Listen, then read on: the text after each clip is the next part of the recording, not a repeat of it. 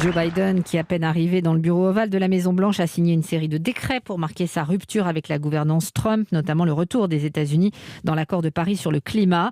La soirée s'est terminée par une grande émission télévisée sans public, présentée par le comédien Tom Hanks. On y a vu se succéder Bruce Springsteen ou Katy Perry. Quant à Donald Trump, on le sait, il n'a pas assisté à la cérémonie d'investiture de son adversaire. Il a rejoint sa résidence en Floride, où il commence une nouvelle vie. Xavier Yvon. Est-ce que Xavier Yvon est avec nous ? Non. On a... Si, je suis là.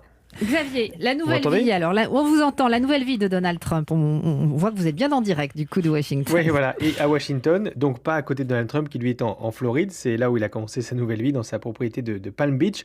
Mar-a-Lago, c'est le petit palais de style italien qui est planté au milieu des palmiers au bord de la mer, un club privé où l'on paye cher pour pouvoir dîner dans le patio au bord de la piscine, pas loin de la table de Donald Trump. On sait qu'il aime cette atmosphère de cour. On ne sait pas s'il a passé sa première soirée d'ex-président dans cette atmosphère. Un des proches que j'ai pu contacter m'a confié que Donald Trump n'allait pas rester à Mar-a-Lago.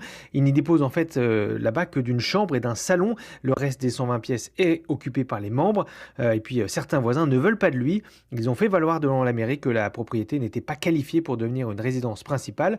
Donald Trump devrait donc d'abord chercher une maison. Ses enfants aussi ont décidé d'élire domicile en Floride. Sa fille Ivanka et son gendre Jared Kushner ont par exemple acheté un terrain sur une île privée de Miami pour 30 millions de dollars, comptant encore nombre de supporters en Floride, dont le gouverneur. Eh bien, les Trump y trouveront une terre plus hospitalière que Washington et surtout New York, où ils vivaient avant et où ils ne sont plus les bienvenus. Xavier Yvon, depuis Washington, vous êtes l'un de nos envoyés spéciaux aux États-Unis. Et pour Joe Biden, au programme aujourd'hui, un premier entretien téléphonique avec un dirigeant étranger. Ce sera le Premier ministre canadien Justin Trudeau.